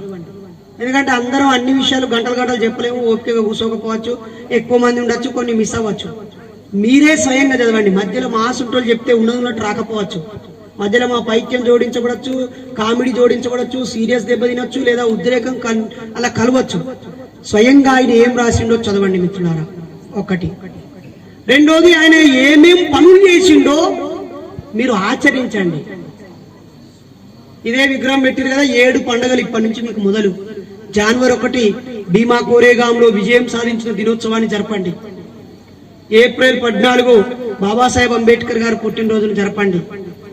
అలాగే అక్టోబర్ 14 దసరా పండుగ రోజు నాడే ఆయన నేను హిందూగా పుట్టినా కానీ నేను హిందూగా బతకను, హిందువు లెక్క చచ్చిపోను, ఈ హిందూ మతంలో నన్ను అంటరాని వాళ్ళని చేసిర్రు, ఊరవతలకి నెట్టేసిర్రు, నేను చదువుకొని వచ్చినా నాకు రూమ్ ఇయ్యలేదు, ఆఖరికి బర్రెకున్న తోకరు ఈకలు కడిగేసి కానీ మంగళలు కూడా నాకు కటింగ్ చేయలేదు, నాకు రూమ్ ఇయ్యలేదు, ఆఖరి ఎడ్ల బండి కట్టలేదు, నాకు నీళ్లు తాగనియలేదు, గుడి ముంగటికెళ్ళి నడవనియలేదు, కాబట్టి నేను ఈ మతాన్ని బతకను అని చెప్పి అక్టోబర్ 14 దసరా పండుగ రోజే అశోకుడు కళింగ యుద్ధం తర్వాత బౌద్ధాన్ని స్వీకరించిన రోజునే బాబాసాహెబ్ అంబేద్కర్ బౌద్ధాన్ని స్వీకరించాడు. కాబట్టి అక్టోబర్ 14 ఇక్కడ పండుగ జరపండి. ఆ తర్వాత నవంబర్ 26న రాజ్యాంగాన్ని ఆమోదించుకున్న రోజు. రాజ్యాంగాన్ని ఆమోదించక ముందు మనం కులాలుగా వేరే ఉన్నాం, ఆచారాలుగా వేరే ఉన్నాం, హెచ్చు తగ్గుల వ్యవస్థలో ఉన్నాం.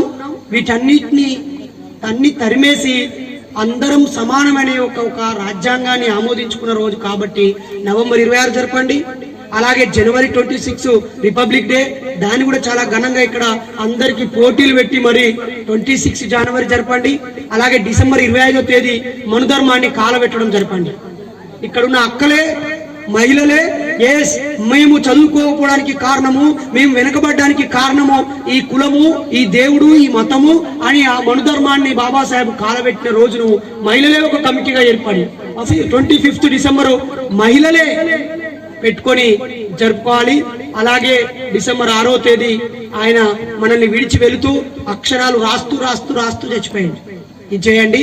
అలాగే బాబాసాహెబ్ను చూసి క్రమశిక్షణ అలవాటు చేసుకున్నాను.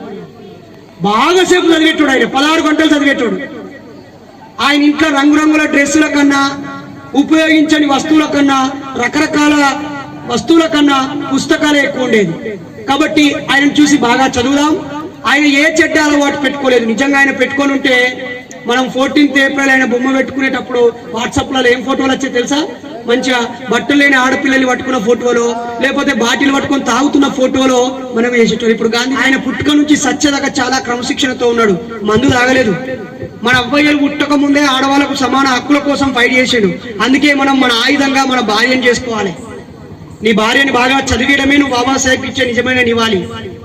నీ భార్య డిగ్రీ పీజీ చేస్తే ఇంకొంచెం పైకి చదివి ఆమె పనికి వెళ్తా అంటే ఇప్పుడు ఇందాక ఒక చెల్లె డాన్స్ చేసింది. నాకు చాలా సంతోషం అనిపించింది. ఆ చెల్లెకి పెళ్లి అయిందా? చెల్లె మీ ఆయనకి బైరి నరేష్ అనే తమ్ముడు 2 చేతుల జైబీం చెప్పిడని చెప్పు. ఎందుకంటే నాతో పాటు తెలంగాణ ఉద్యమంలో బాగా ఉపన్యాసాలు ఇచ్చిన పెద్ద పెద్ద పోటుగాళ్ళు మంచిగా ఎగిరి దునికే ఆడపిల్లల్ని పెళ్లి చేసుకొని నువ్వు ఇంట్లోకెళ్ళి బయటికి పోదని కట్టిపడేసింది. ఇక్కడ మన పండగలో మనందరినీ ఆ చెల్లె మా కొత్త స్టెప్పులు అన్ని రికార్డ్ చేసుకున్నాం. మా ప్రాంతాలు ఇట్లా చేస్తలేరు. చెల్లె ఈడికి వచ్చిన కూడా ప్రాక్టీస్ చేసేటోళ్ళు ఉన్నారు మా దగ్గర. పాటలు కూడా పాడేటోళ్ళు. స్టేజ్ మీకు వచ్చి మంచి పాట పాడుతుంటారు, ఎక్కువ అంటారు. వాళ్ళకి పాట తెలియదు, పల్లవి తెలియదు, చరణం తెలియదు. కానీ మీ టీం చాలా గొప్పగా ఉంది. మీకు అందరికి ఒకసారి జై భీమ్. చాలా గొప్పగా ఉంది. ఇప్పుడు రాముడి గురించి నడుతాను చరిత్ర మొత్తం. దేశమంతా రాముని చుట్టూనే తిరుగుతాను. రాముని గురించి ఎవరైనా మాట్లాడితే గజ్జు అంటారు ఒక్కొక్కరు. కానీ మాట్లాడాలి. ఒక్కసారి రాముడికి జయ్యనూరి తప్పు కాదు. రాముడికి కానీ రాముడి నిర్లక్ష్య వైఖరి నశించాలి. రాముడి నిర్లక్ష్య వైఖరి, రాముడి అసమానత వైఖరి నశించాలి. ఎందుకంటే రాముడు చేసిన ముక్కు పనులు బాబాసాహెబ్ అంబేద్కర్ రాముడి కృష్ణుడు రహస్యాల పుస్తకంలో రాసిండు. ఏం కదా వాళ్ళు వేరే ఊరు నుంచి వచ్చిన శైలాటూరు ఒకసారి వేయాలి. ఎటు పోరి ఈ ఊరు శైలాటూరి వీళ్ళు ఈ ఊళ్ళనే ఉంటారు. వాళ్ళు ఎటు పోతారు? నిన్న 2 దాకా మీటింగ్ అయింది. మీరు జల్దీ 10కి ఇవ్వడం అనుకుంటారా? అది కదా రాముడి గురించి అయితే చెప్తాను. కానీ ఇప్పుడు మొత్తం హాట్ టాపిక్ అంతా రాముని చుట్టూ తిప్పుతారు. అందరు మీ దగ్గరికి జోల పట్టుకొని వచ్చిరా? పైసల కోసం వచ్చిర్రు. 10 రూపాయలు అడిగితే 20 రూపాయలు ఇచ్చి దండం పెట్టి, అయ్యా రాముడి రాజ్యంలో శంభూకుడు అనే ఒక వ్యక్తి అంటరాని వాడు తపస్సు చేస్తూ దేవుడా అని తపస్సు చేస్తే ఆయన తల నరికేసిండు రాముడు. దయచేసి మీ రామరాజ్యంలో మా తల నరకనని మీరు కాగితం మీద రాసి ఇయ్యి, మీరు 10 అడుగు తిరిగి ఇస్తామని చెప్పండి. ఎందుకంటే అక్కడ శంభుకుడు తపస్సు చేస్తుంటే ఇక్కడ ఒక బాపరైన కొడుకు చచ్చిపోయినట. ఈ కొడుకు చచ్చిపోగానే ఆ అయ్యగారు టక్క రాముని దగ్గరికి పోయి, రామా నీ రాజ్యంలో 4 పాదాల మీద ధర్మం నడవటం లేదు, అన్యాయం అక్రమం జరుగుతుంది అనగానే రాముడు పాపం మంచోడు కదా, ఏమే నేనేం తప్పు చేసినా? నా భార్య పోయి అడుగులున్నా నేను పుట్టాడు దుఃఖంతో ఉంటే, నేను మీకోసం మంచి చేయాలని నేను కష్టపడి పనిచేస్తూ ఉంటే నువ్వేమో అన్యాయం జరిగిందో ఏమైంది అనగానే, అగో అక్కడ ఒక బీసీ వాడు శంభూకుడు అనే ఒక శూద్రుడు, ఎస్సీ కాదని ఒక బీసీ వాడు జ్ఞానం కోసం తపస్సు చేస్తున్నాడు. తపస్సు చేయడము, జ్ఞానం చేయడము, ఆలోచించడము, చర్చించడము, చదువుకోవడము, సంవాదం చేయడము, ఇవన్నీ బ్రాహ్మణులైన మనం మీరే చేయాలి. నీ రాముడి రాజ్యంలో బీసీ అయిన వ్యక్తి చదువుకుంటాడు, దేవుడి గురించి ఆలోచిస్తున్నాడు, అది మహాపాపము. వాళ్ళు వేదాలు చదివినా, దేవుల గురించి మాట్లాడినా నాలుక పోయాలి, కళ్ళు వీక్ అయ్యాలి, చెవులలో సీసం పోయాలి, వాళ్ళ తలకాయ నరికేయాలి.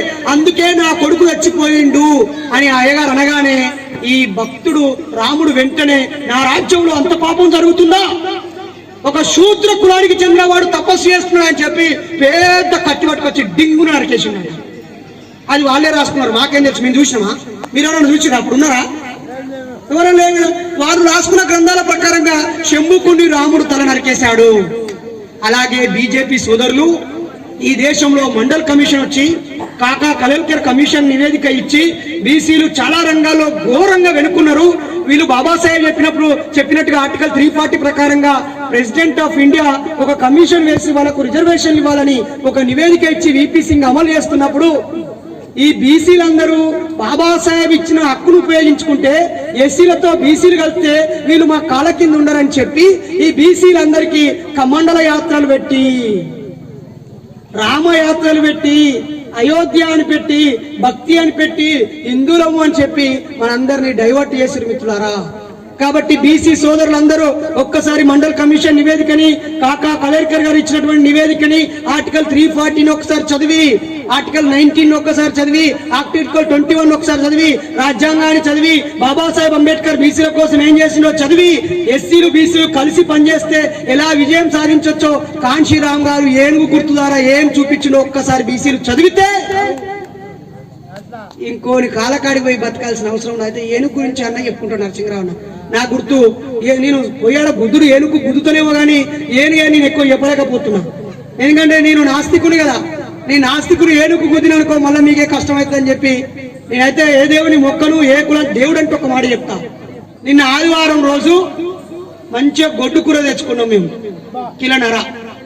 మేము బీసీలా కాబట్టి చిన్న చిన్నగా సప్ప ఇస్తాడు, మాకు చిన్న చిన్నగా మటన్ లెక్క కడిగేసి ఇస్తాడు. మంచిగా అనుకున్నాం, పులుసు పెట్టి అనుకున్నాం. రేపు పెద్ద బొక్కలు వేసిండు, ఆ సూర కూడా వేసుకున్నాక బొక్కలు గట్టిగా గట్టిగా తినాలి కదా. గొడ్డు కూర తిన్న వాళ్ళకు కరోనా రాలేదట. కరోనా ఇప్పుడు కాశం సార్ చెప్తారులే మనకు, కానీ కరోనా పేరుతో ఏ ఎక్కువ పోలు ఎంతమంది వచ్చారో సార్ మీరు చెప్పాలి, నోటీస్ పాయింట్ సార్. అయితే మంచిగా కూర్చున్నాం. పొద్దుగా నేను 4ంటికే పోతే దొరుకుతుంది, అది డిమాండ్ ఎక్కువ. ఇప్పుడు చికెన్కే 240 రూపాయలు, స్కిన్ లెస్ 260, కానీ బీఫ్ అయితే 50 కిలో దొరుకుతాను. నయం కదా. 2 కిలోల మటన్ కు 1 కిలో బీఫ్ సమానం. కాబట్టి 4 కిలోల చికెన్ కు 1 కిలో గొడుకూర విలువ సమానం. కాబట్టి మేము తెచ్చుకున్నాం, మంచిగా పులుసు పెట్టుకున్నాం. పొద్దుగాలే తిన్నాం, మధ్యాహ్నం తిన్నాం, సాయంత్రం తిన్నాం. ఉంటుందా ఇంకా? గట్టిగా తిన్నాం. మా పాప వచ్చిండు, మొగ్గం ఎత్తాడు కదా, బట్టలు ఇప్పుడు తువాలలో ఎత్తాడు, చీరలు ఎవరు ఎత్తలేరు, మిషన్లు నడుస్తాను. కూర్చున్నాడు. మా అమ్మ మంచిగా పువ్వు వేసింది, మంచిగా సన్న బియ్యం వేసింది. కూర ఎత్తామని ఇట్లా గట్టి టింగ్ అన్నది. ఉన్నాయి ముక్కలు నేల గట్టిగా 3 పూటలు తింటుంటాయా? ఎంత అండినా పడతాయి. ఇట్లా 2 సార్లు 3 సార్లు అన్నది, అలా ముక్కలు వస్తలేవు, అన్ని తిన్నాము. అప్పుడు మా బాప అన్నాడు, ఏమని? మా నాన్న, మా డాడీ, ఏంటిదా దేవుడు, ఏంటిదా దేవుడు, ఉంటే రాదు లేకపోతే పులుసు పోయ రాదు అన్నాడు. ఏంటా దేవుడు అంటే, దేవుడు అంటే లేని దానిని అడుగు నుంచి ఎత్తుకుడు అని అర్థం. దేవుడు అంటే ఏమని అర్థం? లేని దానిని ఎత్తుకుడు. మీరు ఇంటికి పోయినాక దేవుళ్ళ ఫోటోను ఒక్క కన్ను మూసి ఇట్లా ఏలుపెట్టి చూడుర్రి, అందరి దేవుళ్ళ ముక్కులు, మూతులు, చెవులు, కళ్ళు, చెంపులు, కనుగుడ్లు, గదువ అన్ని ఒక్క తిరిగి ఉంటాయి అందరి దేవుళ్ళే. ఎందుకంటే రాజా రవివర్మ అనే ఒక బెంగాలీ బాపనాయన ఈ దేవుళ్ళ బొమ్మ ఒకటే బొమ్మ గీసి ఇడిచిపెట్టండి. ఇలాగే కిరీటాలు అవి ఇవి పెట్టి దేవుళ్ళని తయారు చేసి మనం మెడకంట కట్టారు. అందుకే ఇప్పుడు మీరున్న ఫోటోలు, మా ఊళ్ళో మన దీపాల పండుగకి ఒక ఆమె దీపం పెట్టింది, 10-20 వచ్చేవరకు ఆమె గుడిసె కాలిపోయింది, ఆ దేవుని ఫోటో కాలిపోయింది, మొత్తం కాలిపోయింది. పక్కపండి శనివారంలో అయితే పెద్ద దేవుడు రాముడి గుడి మీద పిడుగు పడ్డది, కూలిపోయింది. అక్కడ ఒక చోట అయితే పాపం అయోష అనే ఒక ముస్లిం అమ్మాయిని అయ్యగారే గర్భగుడి లోపల రాముడి గుడి వెనకాలే, విగ్రహం వెనకాలనే 7 రోజులు నోట్లో గుడ్డలు పెట్టి రేపేసి చంపేసారు. దేవుడు ఎక్కడ ఉన్నాడు? రోజు మెట్ల అడక తినేటోళ్ళ కడుపు నిండుతుందా? ఏడాదికి ఒక్కసారి నువ్వు పోతున్నావు, నీ కష్టైశ్వర్యాలు, భోగభాగ్యాలు, ధనధాన్యాలు, సిరి సంపాదన వచ్చి కష్టాలు కన్నీళ్ళు పోయి నువ్వు సుఖంగా ఉంటావు. అయితే మరి రోజు పోతాడు కదా అడక తిన్నా మెట్ల కడి, వాళ్ళ బతికేందుకు మారతలేదు. 12 ఏళ్ళకి ఒకసారి పోయేలా మునుగుతూనే నీకు అన్ని పాపాలు పోతే మరి షాపులు పట్టే తెలుగులు రోజు మునుగుతారు కదా గోదట్లే. రోజు మునిగేటువంటి పాపాలు పోకపోయే 12 ఏళ్ళకి ఒకసారి పోయే నీకు మాత్రం పోతాయా? గుర్తుపెట్టుకొని, మనం కరోనా వచ్చినప్పుడు అన్ని దేవుళ్ళు మూసుకొని పన్నారు.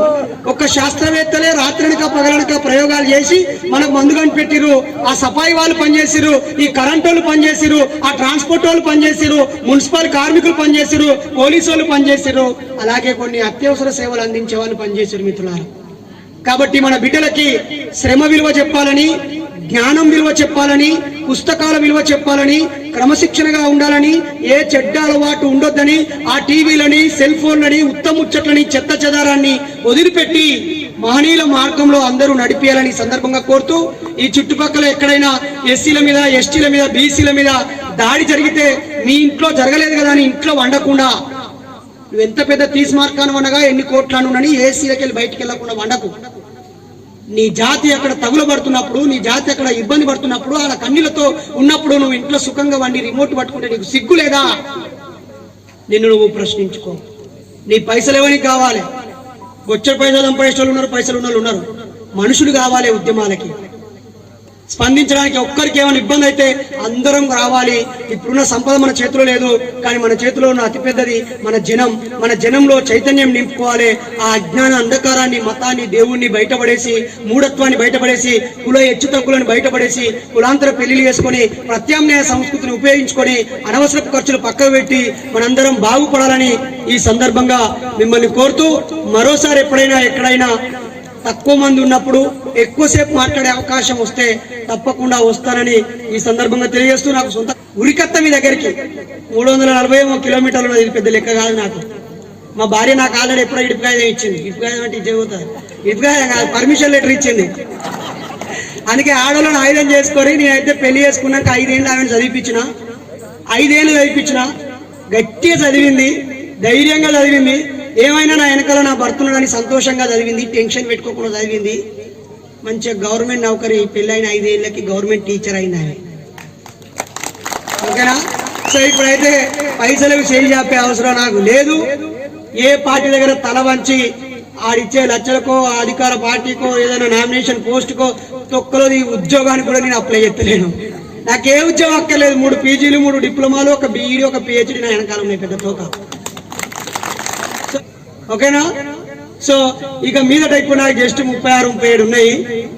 నా పానం ఉన్నంత వరకు ప్రసంగించడానికి మీ తమ్ముడిగా, మీ తోడబుట్టిన వ్యక్తిగా అందుబాటులో ఉంటానని, నా ఈ ఎదుగుదలకి, నా భార్య ఉద్యోగానికి, నేను ఈ చైతన్యంతో ఉండడానికి బాబాసాహెబ్ అంబేద్కరే కారణమని తెలియజేస్తూ, బీసీలని బాబాసాహెబ్ దగ్గర తీసుకురావడానికి, బాబాసాహెబ్ని బీసీల దగ్గర తీసుకెళ్ళడానికి, బీసీలని ఎస్సీలని కలిపి చైతన్యంగా ఉంచడానికి నా ముందు తరం వాళ్ళు చేసిన స్ఫూర్తిని తీసుకొని మీ ముందుకు సాగుతానని, పార్టీలకి, పైసలకి, దేనికి తలవంచనని తెలియజేస్తూ ముగిస్తున్నాను. జై ఇన్సాన్. అన్నగారికి ప్రత్యేకమైనటువంటి జైలు తెలియజేసుకుంటూ, అన్న వెంకటన్న గారు చెప్పిండు, మనకు గతంలో వారం రోజుల క్రితం వెంకటన్న గారు డిస్కస్ చేయడం జరిగింది. కేవలము డిగ్రీ, అదే విధంగా ఎడ్యుకేషన్ ఎంప్లాయీలతో ఒక మీటింగ్ పెడతాం తమ్మి, దానికి బైరి నరేష్ గారిని పిలవాలి. కాబట్టి ఏ విషయమైనా అవగాహన ఉన్నటువంటి వ్యక్తి కాబట్టి మనం ఎక్కడ పోతున్నది మన సమాజం అనే అంశాన్ని అన్నతో చెప్పిద్దామన్న ఉద్దేశంతో ఈ రోజు వాస్తవంగా అన్న మీటింగ్ ఉండే ఈ కార్యక్రమం వల్ల అన్ననే ఈ కార్యక్రమానికి రావడం జరిగింది. ఈ సందర్భంగా అన్నగారికి ప్రత్యేకమైనటువంటి జైవ్యం తెలియజేసుకుంటూ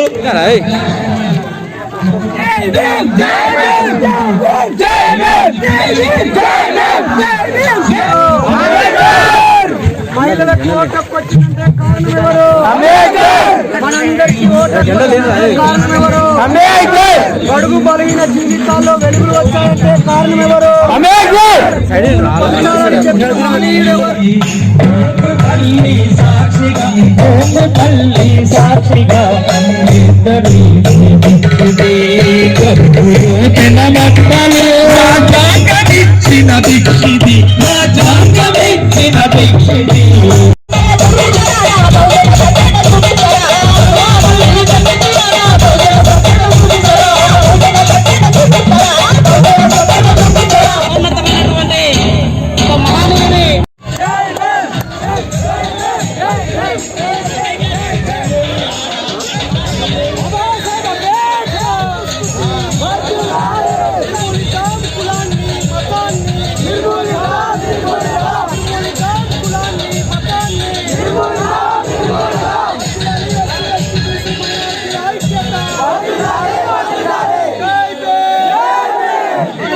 నశించాలి, నశించాలి, నశించాలి. సంస్కృతి వర్ధిల్లాలి, వర్ధిల్లాలి, వర్ధిల్లాలి.